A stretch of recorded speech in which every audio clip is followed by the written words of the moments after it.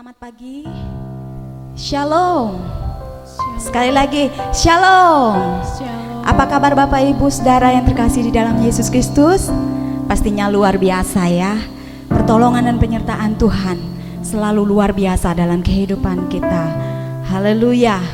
Hari ini kita memperingati hari kenaikan Tuhan kita Yesus Kristus ke surga.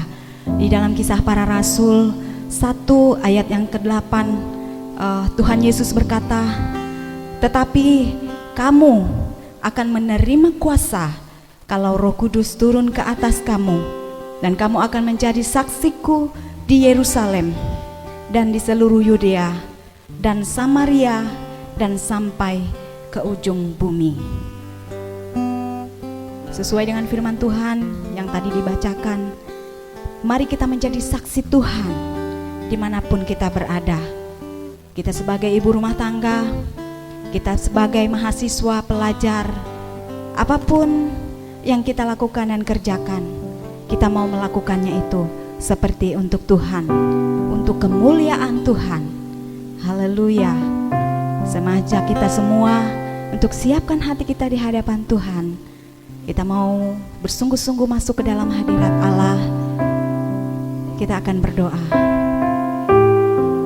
Segala hormat, segala pujian, segala kemuliaan hanya bagimu saja Bapa. Pada pagi hari ini kami sangat bersyukur kepada Tuhan. Diberikan kekuatan, diberikan kesempatan yang baru untuk kami boleh bersama-sama bersekutu, memuji, meninggikan Tuhan. Allah kami yang hidup, Allah kami yang perkasa, Allah kami yang luar biasa. Terimalah pujian penyembahan kami Bapa. Bila boleh menjadi dupa yang berbau harum di hadapan Tuhan. Terpujilah namamu. Di dalam nama Yesus kami siap menyembah Tuhan. Haleluya Yesus. Kita mau naikkan pujian kita. Kusanjung kau di tempat yang maha tinggi. Haleluya Yesus. Hanya Engkau Tuhan yang layak kami tinggikan. Hanya Engkau Tuhan yang layak disanjung tinggi. Glory, haleluya. Haleluya. Kusanjung kau di tempat tinggi, sebab Engkau Imam besar agung. Kusanjung kau lebih dari yang lain. Haleluya Yesus. Dan ku datang menyembahmu Tuhan.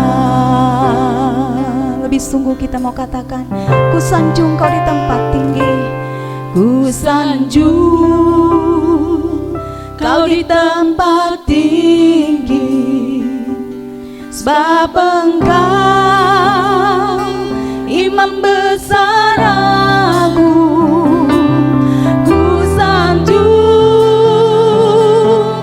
kau lebih dari yang lain.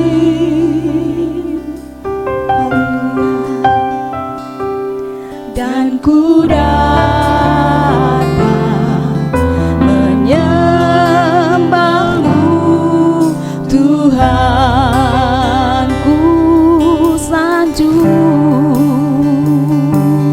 Kusanjung kau di tempat tinggi, sebab Engkau Imam besar agung. Kusanjung kau lebih dari yang lain. Amin. Tidak ada yang lain Tuhan.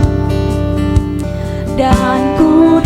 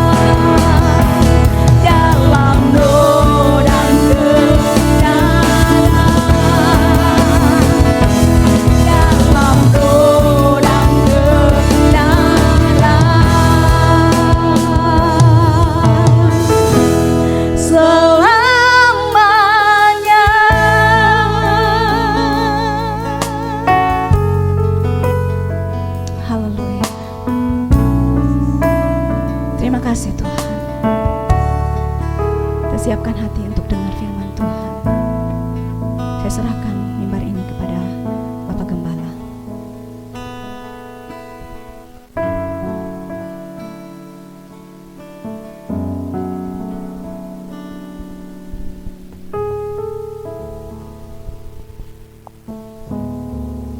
Terima kasih Bapak Surgawi, di mana pada pagi hari ini kami boleh mendengarkan kebenaran firman-Mu,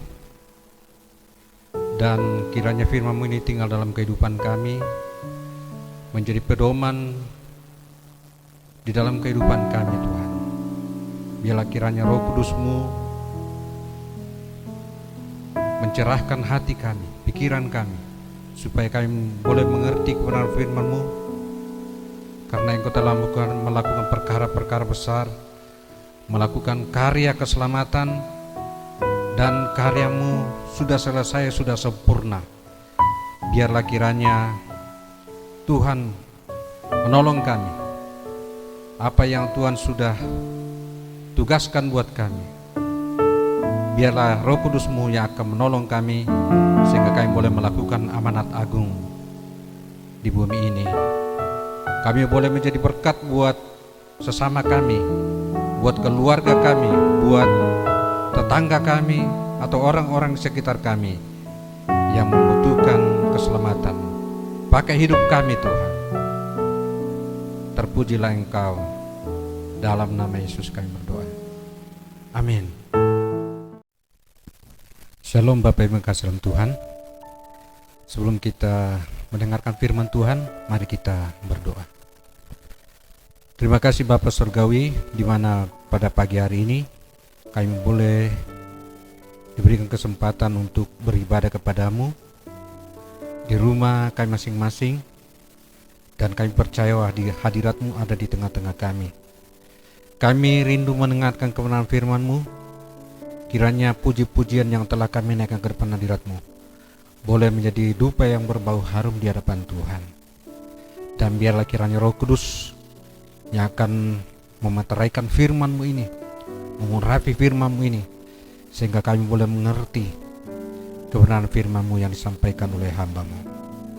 Jauhkan kami dari segala campur tangan kuasa gelap, dan biarlah kiranya Roh Kudus melindungi dan memberkati kami melalui firman-Mu pada pagi hari ini. Dalam nama Yesus kami berdoa. Amin. Bapak Ibu yang kasih dalam Tuhan, kita sudah memuji muliakan nama Tuhan, dan saya percaya bahwa hari ini adalah hari yang spesial buat kita, di mana kita bisa memperingati kenaikan Tuhan kita Yesus Kristus ke surga, di mana ini adalah suatu hal yang sangat fenomenal di dalam sejarah kehidupan manusia, sejarah dunia ini. Tidak ada seorang pun yang bisa naik ke surga, hanya oleh Yesus Kristus. Dan mungkin ada yang bertanya, apa makna daripada kedatangan atau kenaikan Yesus ke surga? Ada beberapa hal yang saya catat di dalam liturgi, dalam pena gembala, yang Bapak Ibu saudara-saudara sudah terima masing-masing di rumah. Ada 5 hal yang saya ingin sampaikan, namun karena waktu terbatas, yang menjadi penekanan saya di dalam poin 1 sampai poin yang ketiga. Nah, mari kita lihat di dalam pena gembala yang Bapak Ibu saudara sudah terima. Di dalam poin yang pertama dikatakan di situ bahwa misi kedatangan Yesus ke bumi sudah selesai. Kita tahu bahwa kedatangan Yesus ke dalam dunia bukan datang tanpa tujuan, bukan datang berwisata ke bumi atau jalan-jalan, tetapi ada tujuan. Sama seperti kaum muda yang datang ke Palangkaraya, mereka datang tujuannya untuk kuliah atau sekolah, saudara-saudara, dan juga untuk mencari pengalaman. Oleh sebab itu mereka fokus belajar, fokus kuliah. Demikian juga Yesus datang ke dalam dunia. Dia datang dengan misinya. Nah, kita lihat bahwa ada dua misi Yesus datang ke dalam dunia. Yang pertama adalah dia datang untuk memberitakan Injil. Di dalam Markus pasal 1 ayatnya yang ke-38. Markus pasal 1 ayatnya yang ke-38 berbunyi demikian. Jawabnya, marilah kita pergi ke tempat lain, ke kota-kota yang berdekatan, supaya di sana juga aku memberitakan Injil, karena untuk itu aku telah datang. Dikatakan bahwa karena untuk itu aku telah datang, yaitu dia datang memberitakan Injil. Ya. Memang di dalam Perjanjian Lama sudah dinubuatkan bahwa kedatangan Yesus ke dalam dunia adalah untuk memberitakan Injil. Di dalam Yesaya pasal 61 ayat 1-3 berbunyi demikian. Roh Tuhan Allah ada padaku, oleh karena Tuhan telah mengurapi aku. Ia telah mengutus aku untuk menyampaikan kabar baik kepada orang-orang sengsara dan merawat orang-orang yang remuk hati, untuk memberitakan pembebasan kepada orang-orang tawanan dan kepada orang-orang yang terkurung kelepasan dari penjara, untuk memberitakan tahun rahmat Tuhan dan hari pembalasan Allah kita, untuk menghibur semua orang berkabung, untuk mengaruniakan kepada mereka perhiasan kepala ganti abu, minyak untuk pesta ganti kain kabung, nyanyian puji-pujian ganti semangat yang pudar, supaya orang menyebutkan mereka pohon tarbantin kebenaran, tanaman Tuhan untuk memperlihatkan keagungannya. Jadi Bapak Ibu kasih dalam Tuhan, tujuan Yesus datang ke dalam dunia adalah untuk memberitakan Injil. Nah, apa itu memberitakan Injil? Apa itu Injil? Injil di dalam bahasa Yunani yaitu Evangelion. Artinya kabar baik, kabar sukacita, kabar gembira. Jadi Yesus datang ke dalam dunia untuk memberitakan kabar baik kepada kita. Kabar keselamatan, kabar kesukaan. Kesukaan kepada siapa? Yaitu kepada orang-orang yang sengsara, orang-orang yang miskin, orang-orang yang remuk hati, dan memberikan pembebasan kepada kita. Pembebasan dari belenggu dosa, dari ikatan iblis, dari berbagai macam penderitaan yang dialami oleh manusia. Dia datang memberikan kabar baik. Dan dia bukan hanya datang memberitakan kabar baik, tetapi dia juga memberitakan kabar kebebasan. Dia dari kota ke kota atau dari desa ke desa, dia menyampaikan kabar baik. Dan dia juga melepaskan orang dari ikatan iblis. Dia menyembuhkan orang dari berbagai macam penyakit. Kita lihat di dalam Markus pasalnya yang ke-10 ayat 45 berbunyi demikian.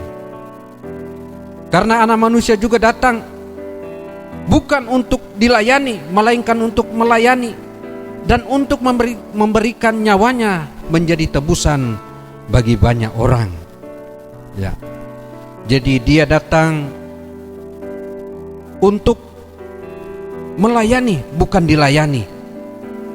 Nah, di dalam Matius pasal 4 ayat 23 juga dicatat bahwa Yesus pun berkeliling di seluruh Galilea. Ia mengajar dalam rumah-rumah ibadah dan memberitakan Injil kerajaan Allah, serta melenyapkan segala penyakit dan kelemahan di antara bangsa itu.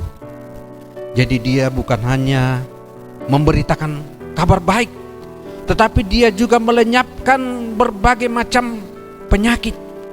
Dia mengusir setan, dia menyembuhkan orang sakit, dia memelekkan mata orang yang buta, dia menyembuhkan orang yang lumpuh, dia membangkitkan orang mati. Itu adalah kabar baik, kabar sukacita. Dan ini saya percaya bahwa kita semuanya membutuhkan. Kita perlu bersukacita karena Yesus telah memberitakan kabar baik kepada kita. Dan di dalam Markus pasal 10 tadi dikatakan bahwa dia bukan hanya memberitakan kabar baik, tetapi dia juga memberikan nyawanya bagi kita semuanya. Dikatakan di dalam Markus pasal 10 ayat 45 tadi bahwa dia datang bukan untuk dilayani, tetapi dia datang untuk melayani. Bayangkan, Allah kita di surga, dia adalah raja di atas segala raja. Semestinya ketika dia datang ke dalam dunia, dia semestinya dilayani, karena dia adalah raja. Dia adalah Tuhan di atas segala Tuhan. Dialah penguasa alam semesta kita. Dialah pencipta kita.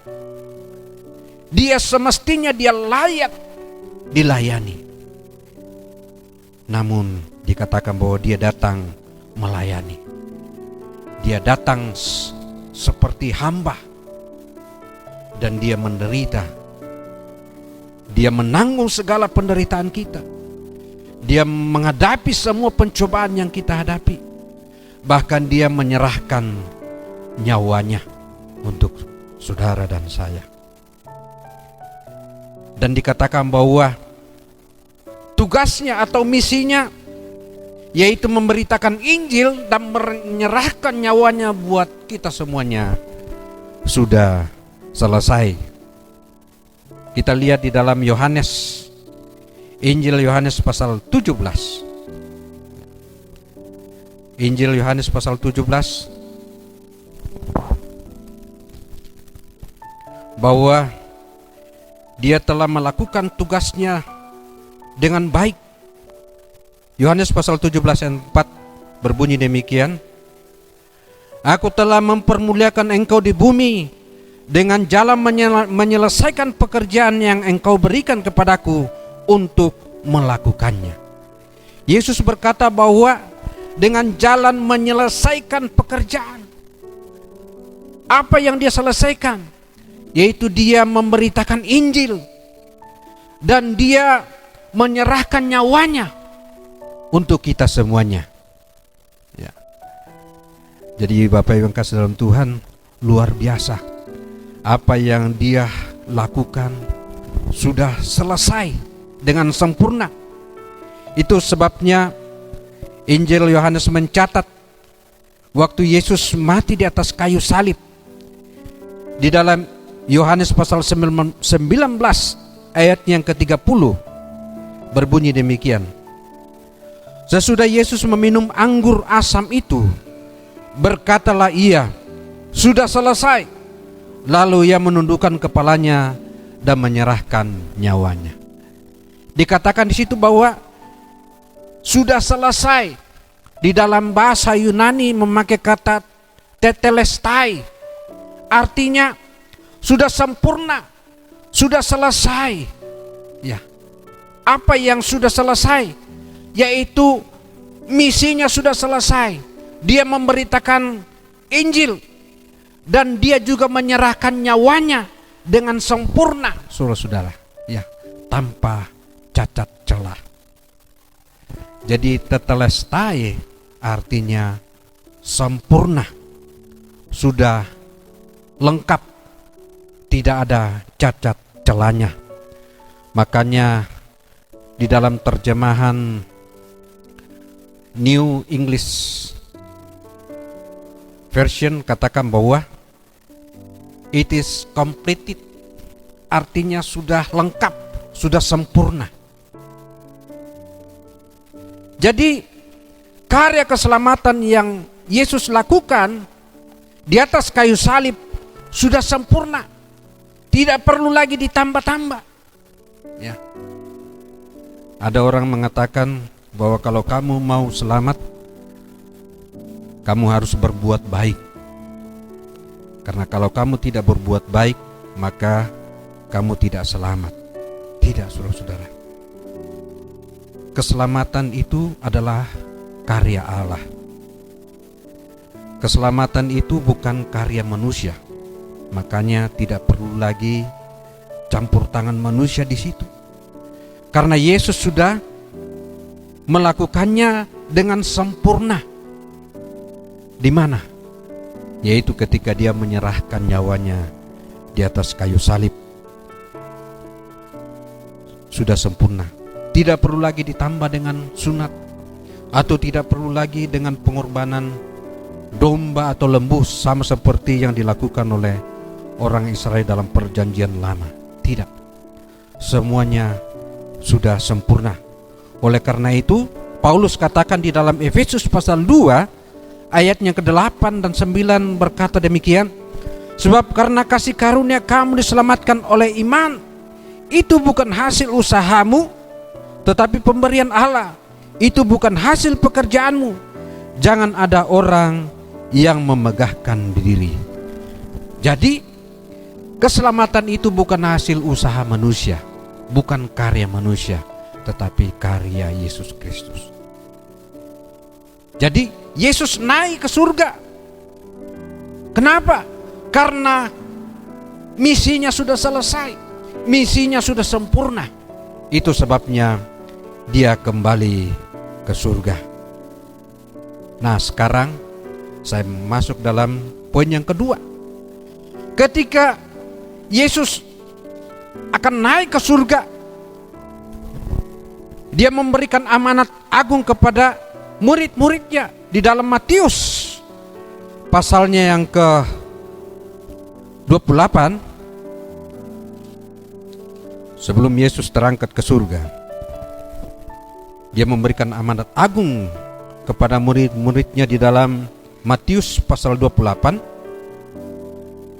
ayatnya yang ke-19 dan 20 berbunyi demikian.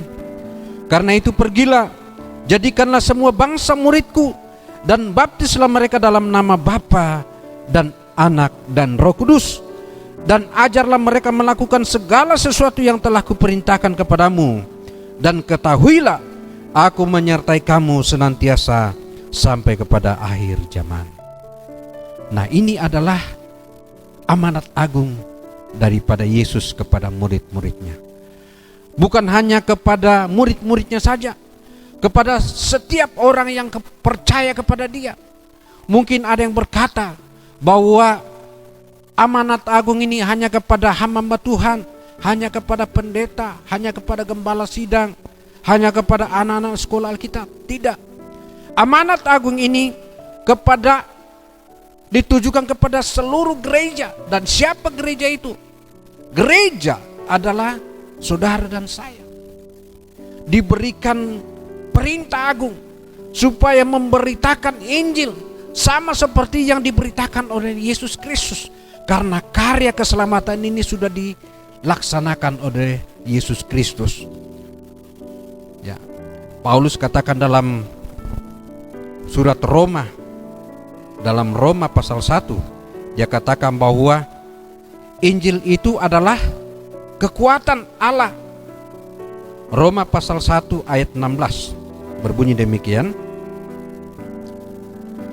Sebab aku mempunyai keyakinan yang kokoh dalam Injil, karena Injil adalah kekuatan Allah yang menyelamatkan setiap orang yang percaya, pertama-tama orang Yahudi tetapi juga orang Yunani. Jadi Injil itu adalah kekuatan Allah untuk menyelamatkan semua orang. Nah, penting sekali kita menyampaikan atau memberitakan Injil, ya. Karena Injil itu adalah kekuatan Allah yang menyelamatkan setiap orang percaya. Kemudian di dalam 1 Korintus pasal 1 ayat 8 firman Tuhan berbunyi demikian, Ia juga akan meneguhkan kamu sampai pada kesudahannya, sehingga kamu tak bercacat pada hari Tuhan kita Yesus Kristus. Ya. Di dalam 1 Korintus pasal 1 ayatnya yang ke-18 dikatakan bahwa sebab pemberitaan tentang salib memang adalah kebodohan bagi mereka yang akan binasa, tetapi bagi kita yang diselamatkan, pemberitaan itu adalah kekuatan Allah. Jadi Injil adalah kekuatan Allah untuk keselamatan manusia. Mungkin ada orang yang menganggap bahwa Injil itu adalah kebodohan. Salib Kristus itu adalah kebodohan. Tidak, saudara-saudara. Injil itu adalah kekuatan Allah yang menyelamatkan setiap orang yang percaya kepada pemberitaan Injil. Dan pertanyaan sekarang kepada kita, apakah kita sudah memberitakan Injil? Apakah kita sudah melaksanakan amanat agung ini?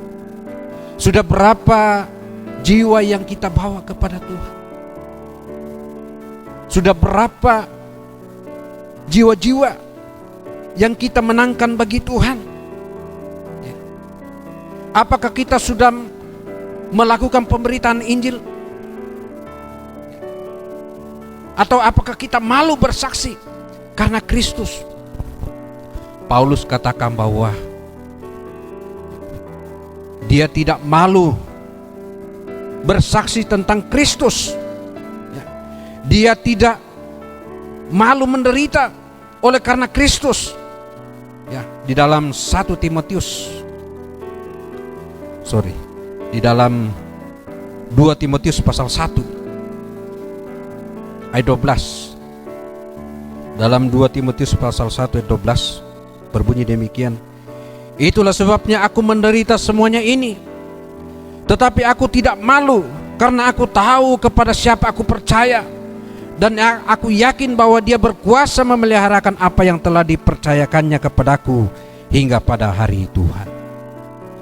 Jadi Paulus berani menderita. Dia tidak malu bersaksi tentang Injil, karena dia tahu bahwa Injil itu adalah kekuatan Allah untuk menyelamatkan siapapun yang percaya kepada Dia. Itulah sebabnya Paulus menasihati Timotius supaya tidak malu memberitakan Injil. Di dalam ayat yang ke-8 1 Timotius pasal 1 ayat 8, Paulus berkata kepada Timotius berbunyi demikian, jadi janganlah malu bersaksi tentang Tuhan kita, dan janganlah malu karena aku seorang hukuman karena Dia, melainkan ikutlah menderita bagi Injilnya oleh kekuatan Allah. Jadi jangan kita malu bersaksi, jangan kita malu memberitakan Injil. Mungkin keluarga kita ada yang belum terima Yesus, belum diselamatkan, atau mungkin ada tetangga kita yang hidup dalam kegelapan, di dalam hati nuraninya ingin diselamatkan. Mungkin ada yang terbelenggu dengan dosa, ada yang terikat dengan obat-obat terlarang, atau ada yang sakit. Saudara datang memberitakan Injil, karena Injil itu adalah kabar baik, kabar kesukaan, kabar pembebasan. Tuhan sudah berjanji bahwa ketahuilah, aku menyertai engkau pada akhir zaman. Ketika kita memberitakan Injil, maka Tuhan menyertai kita. Ketika kita memberitakan Injil, maka mujizat terjadi, saudara. Orang yang sakit disembuhkan, orang yang menderita dihibur oleh Tuhan. Kenapa tidak terjadi mujizat? Karena kita tidak pergi memberitakan Injil. Ya. Saya merenungkan apa yang kita hadapi sekarang ini. Mungkin saja gereja kurang melakukan amanat agung ini, sehingga Tuhan mengizinkan corona ini terjadi di seluruh dunia. Ini bisa saja jadi teguran buat gereja Tuhan, karena gereja Tuhan sudah merasa nyaman, tidak pernah keluar memberitakan Injil.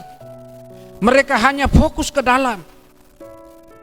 Itu memang bukan berarti salah kalau kita fokus ke dalam, tetapi Tuhan mau supaya kita keluar, go out to preach the gospel, untuk memberitakan Injil. Karena ada banyak orang yang hidup di dalam kegelapan. Mereka menginginkan terang, dan terang itu hanya di dalam Yesus Kristus. Mari Bapak Ibu Saudara-saudaraku, mari kita memberitakan Injil. Memang memberitakan Injil itu ada harganya. Kita harus pikul salib. Kita harus mengorbankan waktu kita. Kita harus mengorbankan tenaga kita. Bisa harta kita, bahkan nyawa kita, kita korbankan.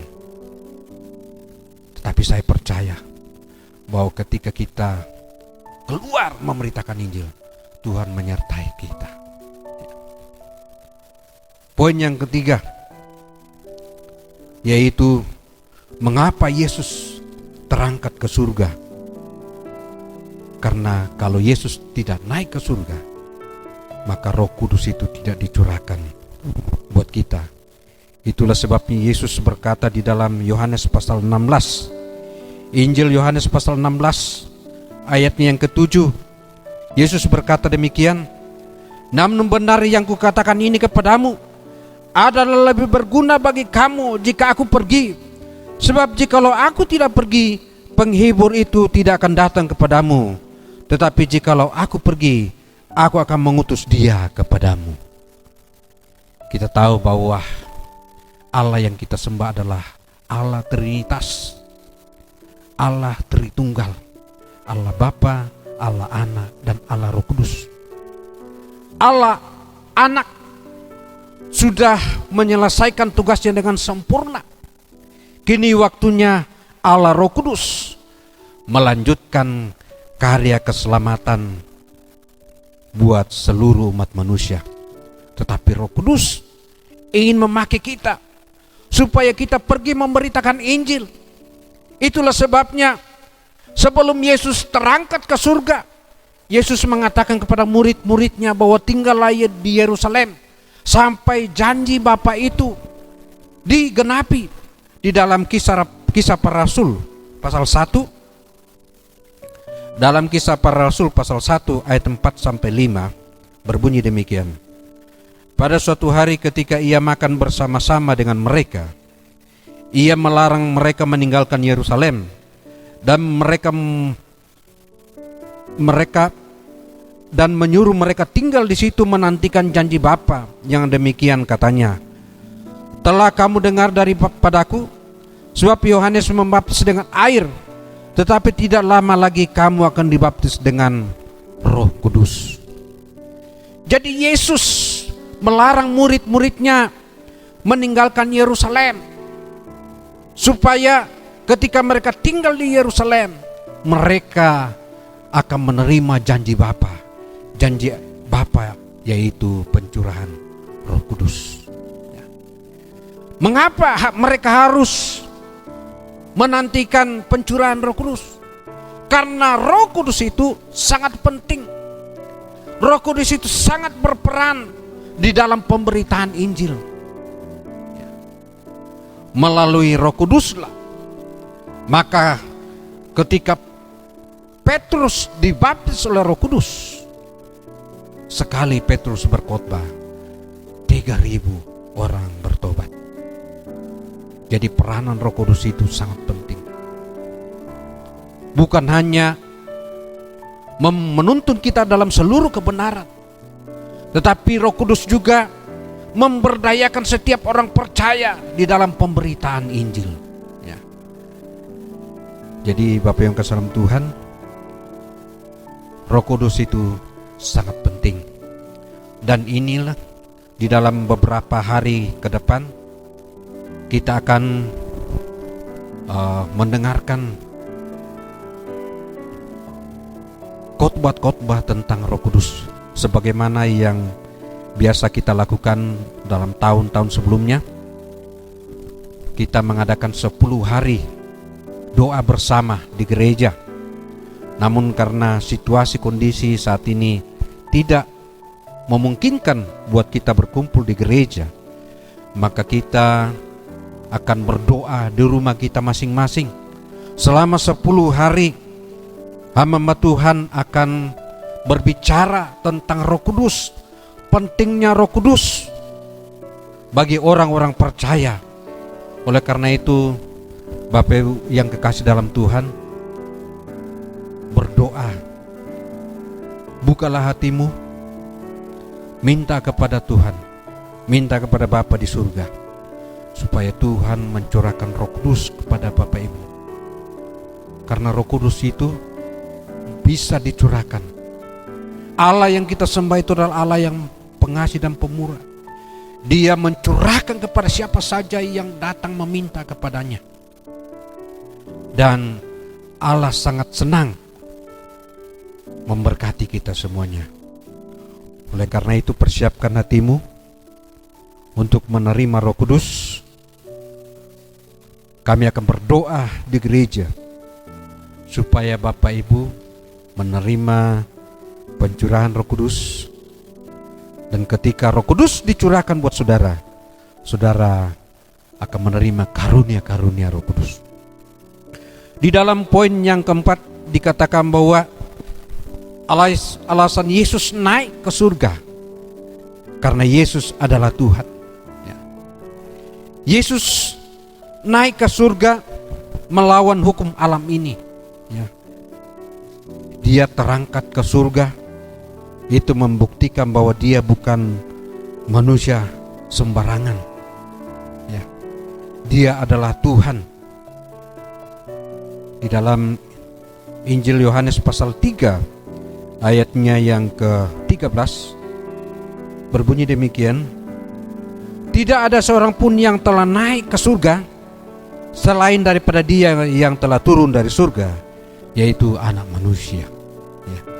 Tidak ada seorang pun yang telah naik ke surga selain daripada dia yang telah turun dari surga. Siapa yang telah turun dari surga? Yesus, Anak Manusia. Awalnya dia di surga bersama dengan Bapanya. Dia adalah Allah, dia adalah Tuhan. Dan ketika dia datang ke dalam dunia, dia menjelma menjadi manusia. Ketika dia sudah menyelesaikan tugasnya, dia menyelesaikan misinya, dia kembali ke surga. Itulah sebabnya dia berkata bahwa tidak ada seorang pun yang telah naik ke surga, yaitu Anak Manusia ini, yaitu Yesus Kristus, selain daripada dia yang telah turun dari surga. Ya. Di dalam pasal 6, Yohanes pasal 6 ayat yang ke-62, firman Tuhan berbunyi demikian,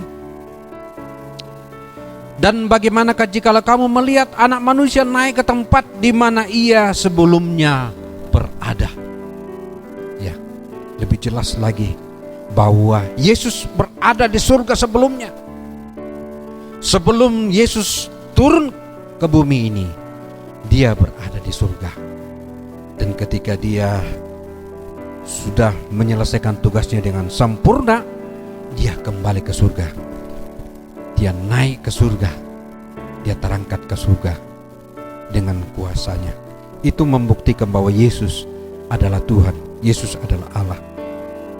Dan yang kelima, Yesus naik atau terangkat ke surga karena Yesus adalah penguasa bumi ini. Alkitab berkata bahwa Yesus telah naik ke surga. Ia duduk di sebelah kanan Allah Bapa. Posisi sebelah kanan artinya dia memiliki otoritas, dia memiliki wewenang, Dia memiliki kekuasaan. Dia adalah orang yang spesial di hadapan Bapaknya, yaitu Yesus Kristus. Mari kita lihat di dalam Matius pasal 20. Injil Matius mencatat bahwa dia naik ke surga. Dalam Matius pasal 20 ayat 21 sampai ayat yang ke 23.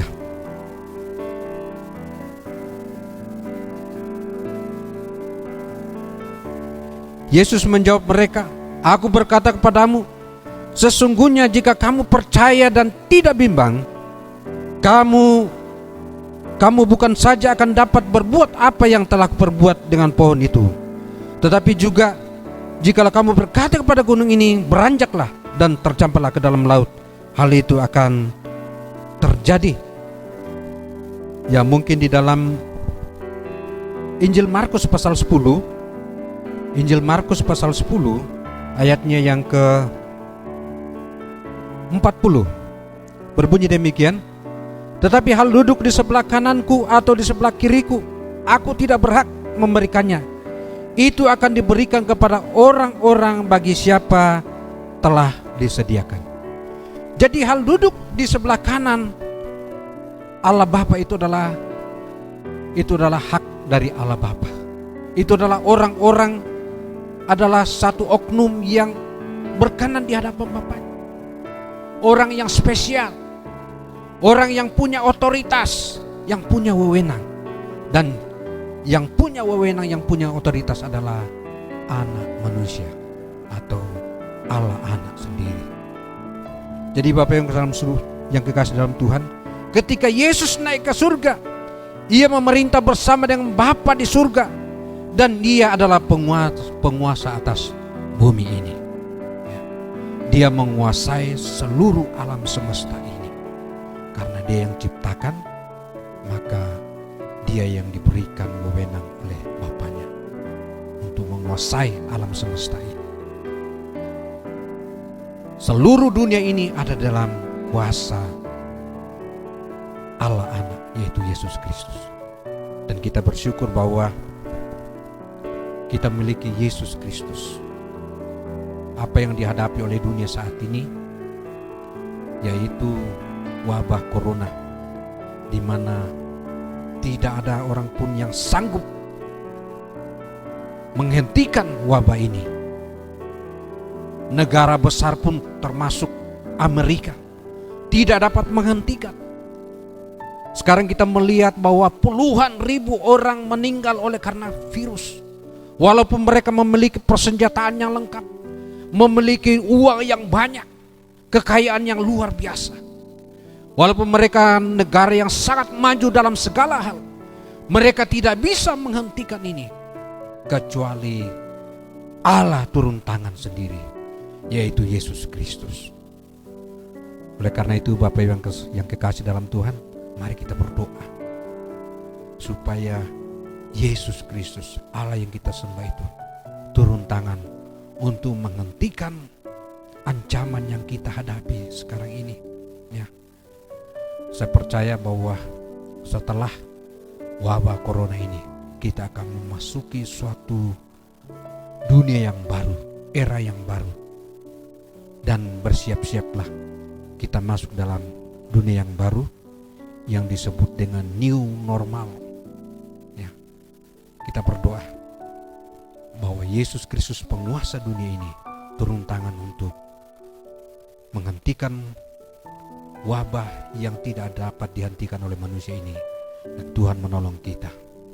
Itulah beberapa hal yang menjadi alasan mengapa Yesus naik ke surga. Yang pertama adalah misi kedatangan Yesus sudah selesai atau sudah sempurna.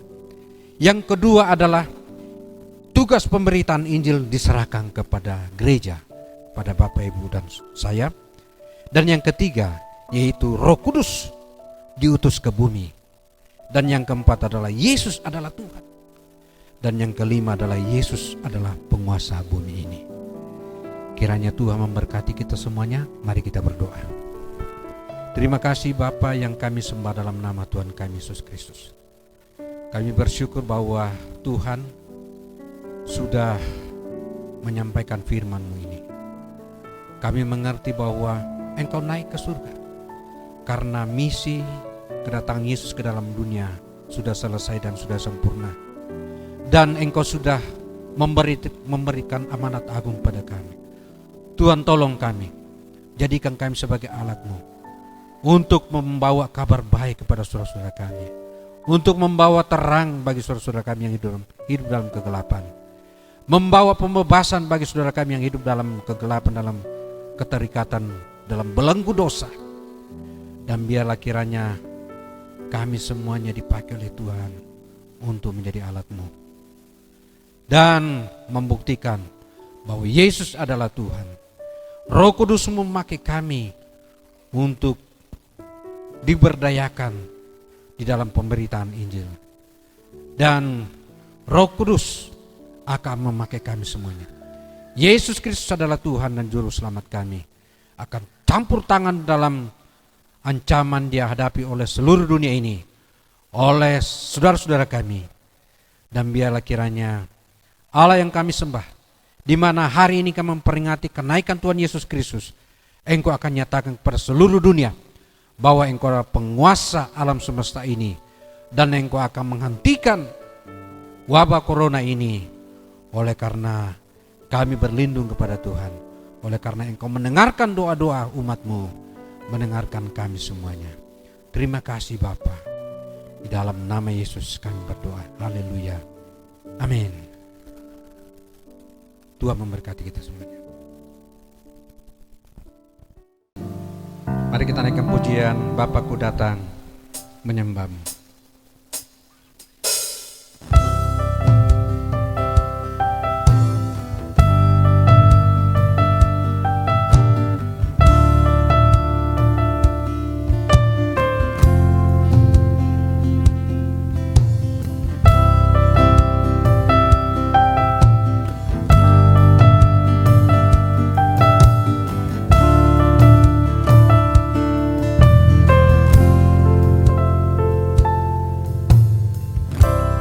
Bapakku datang menyembah-Mu di sini. Ku percaya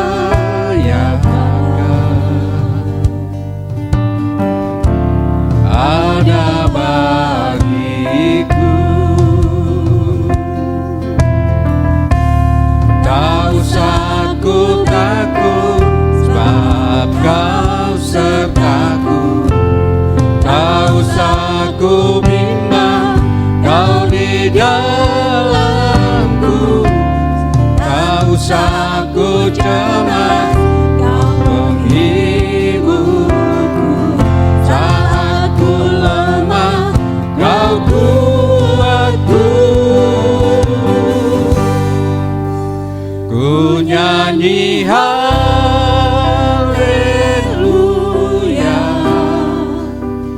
ku nyanyi haleluya.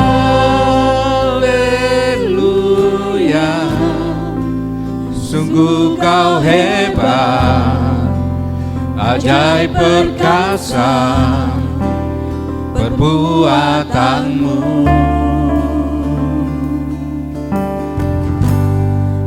Hidupku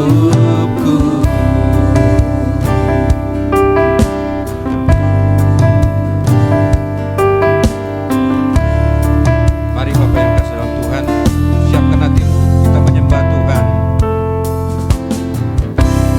Bapakku datang menyembah-Mu di sini.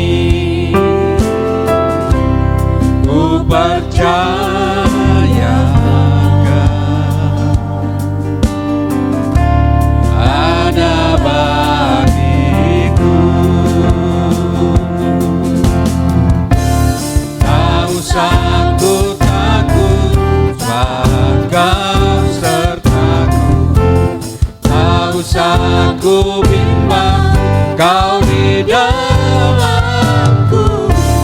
Tak usah ku cemas, Kau menghibur. Saat ku lemah, Kau kuatku. Ku nyanyi haleluya, ku nyanyi haleluya.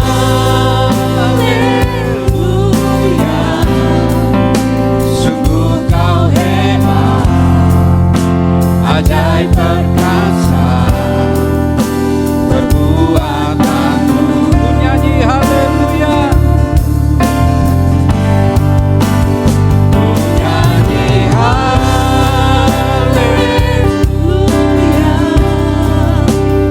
ku nyanyi haleluya.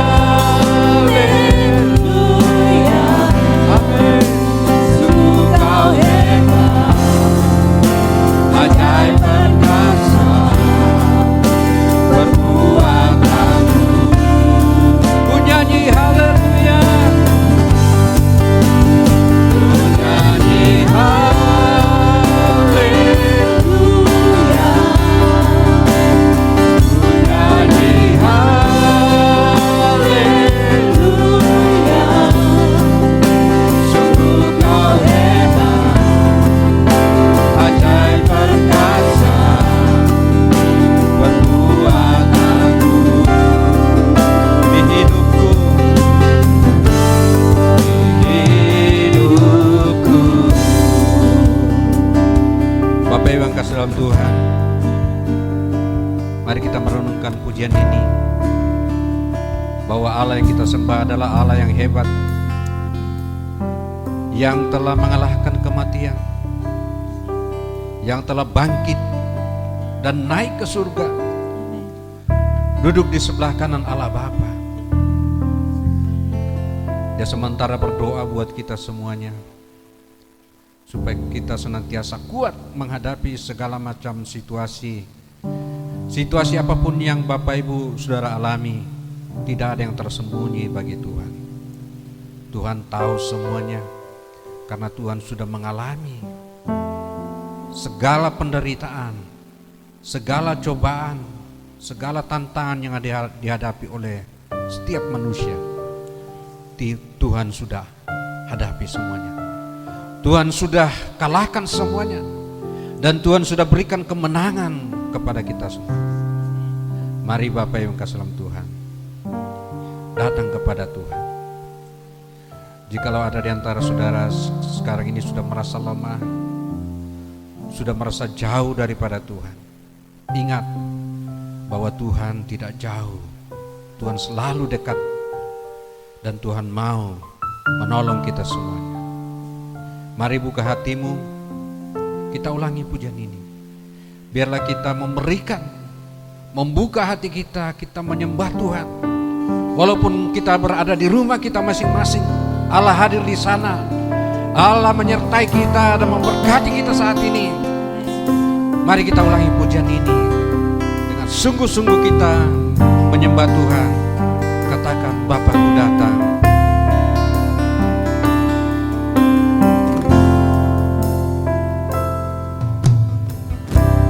Bapakku datang, menyembahmu di sini.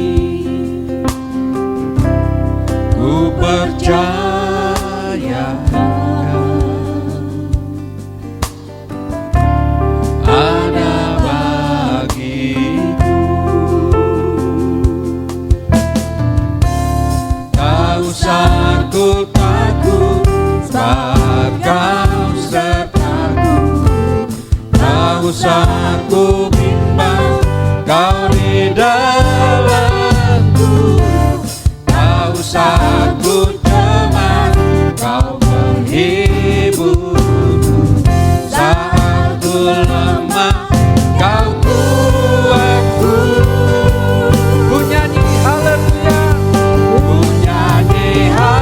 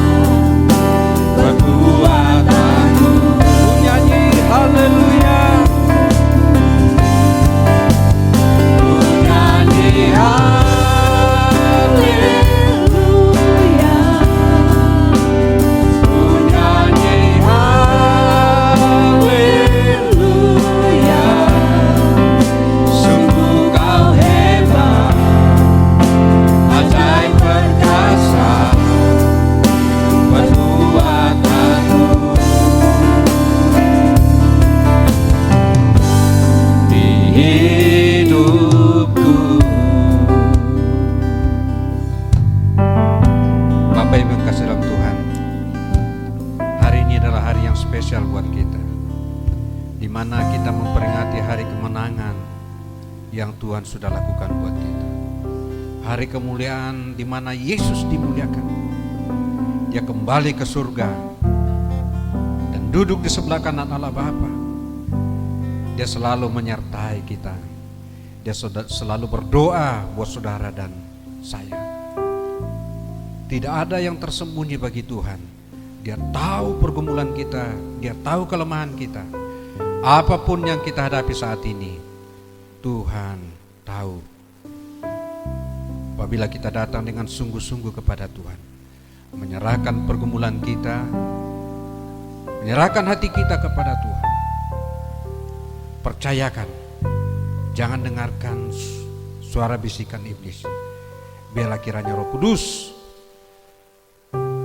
membuka hati kita, memberikan penghiburan kepada kita, kekuatan, dan menolong kita. Saya percaya bahwa Tuhan menyertai kita semuanya dan memberikan kemenangan demi kemenangan yang kita hadapi saat ini. Kita akan berdoa supaya Tuhan menyertai seluruh anggota keluarga kita. Tuhan menyertai usaha pekerjaan kita.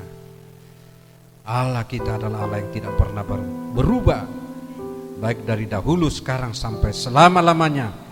Dia selalu ingat janjinya. Bapa di surga, kami bersyukur bahwa Tuhan sudah melakukan perkara-perkara besar. Engkau sudah melakukan tugasmu dengan sempurna, dan Engkau kembali dalam kemuliaan semula. Dan bukan hanya duduk, sekedar duduk, tetapi Engkau sementara berdoa buat kami. Engkau tahu pergumulan kami yang kami hadapi saat ini. Mungkin ada di antara saudara kami yang sudah dalam kekurangan, yang tinggal sedikit perbekalan hidup mereka. Mari Tuhan lawat. Engkau cukupkan kebutuhan mereka, Bapa.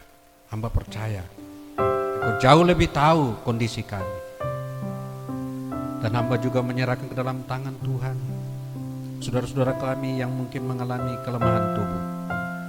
Engkau lawat apapun penyakitnya. Tidak ada yang mustahil bagi Tuhan. Tuhan sanggup sembuhkan, dan Tuhan sanggup melindungi dari ancaman virus corona. Lindungi semua anggota keluarganya, Tuhan. Usaha mereka juga yang saat-saat ini sulit, Tuhan. Engkau juga bisa membuka pintu-pintu surga, memberkati mereka, menyediakan kebutuhan mereka. Engkau sanggup menghibur, memberikan kekuatan baru, sehingga selalu berharap bahwa Engkau lah sumber kehidupan kami. Engkau tidak pernah meninggalkan kami, Tuhan. Terima kasih Bapa Surgawi, kami akan selalu dekat kepadamu. Tidak ada lagi sandaran hidup kami, hanya Engkau Tuhan. Dan persiapkan hati kami, kehidupan kami untuk menghadapi masa-masa ke depan di mana serba baru, Tuhan. Persiapkan kami supaya kami boleh beradaptasi menghadapi hal-hal yang baru ke depan. Berikan hikmat-Mu, akal budi dari surga, sehingga kami tidak akan kaget menghadapi masa baru ketika badai ini sudah berlalu dari kami. Kami akan menghadapi masa baru yang sangat baru buat kami. Oleh karena itu persiapkan kami sebagai anak-Mu untuk melihat peluang-peluang ke depan, dan Engkau akan memelihara kami. Engkau akan memberkati usaha pekerjaan kami, memberkati keluarga kami masing-masing, memberkati gereja kami juga, Bapa. Kami berdoa juga buat pemerintah kami mulai dari pusat sampai pelosok daerah. Tuhan tolong mereka supaya mereka kuat menghadapi situasi yang begitu rumit, yang begitu sulit di bangsa negara kami, supaya mereka boleh mengatur, mengendalikan berbagai macam situasi kondisi yang berubah-ubah. Tuhan menolong pemerintah kami, baik dari pusat sampai pelosok daerah, agar mereka boleh mengendalikan semuanya itu dengan baik.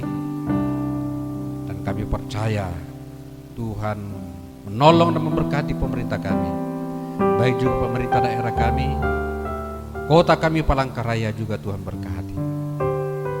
Saudara-saudara kami yang mungkin tidak ada di Palangkaraya, yang berada di luar, saudara kami Pak Agus bersama dengan keluarga di Sukamara, Tuhan menyertai juga di sana, sama seperti Tuhan memberkati kami, menyertai kami. Dan saudara-saudara kami yang kami tidak bisa sebut namanya, Tuhan menyertai juga dimanapun mereka berada di luar Palangkaraya ini. Tuhan menyertai baik anak-anak kami yang sekolah di luar pulau atau anggota keluarga kami. Tuhan menyertai. Terima kasih Bapak. Dan kami akan menutup ibadah kami, ibadah kenaikan Tuhan Yesus Kristus pada hari ini.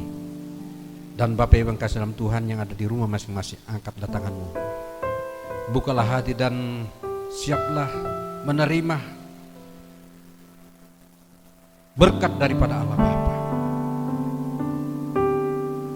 Kiranya anugerah dan kasih dari Allah Bapa, pengasihan daripada Yesus Kristus Allah Anak menyertai kita, dan persekutuan daripada Allah Roh Kudus menyertai kita mulai saat ini sampai Tuhan Yesus datang kedua kali. Dan semua yang percaya berkata amin. Tuhan memberkati Bapak Ibu yang kasih dalam Tuhan. Selamat memperingati kenaikan Tuhan Yesus Kristus ke surga. Tuhan memberkati. Amin.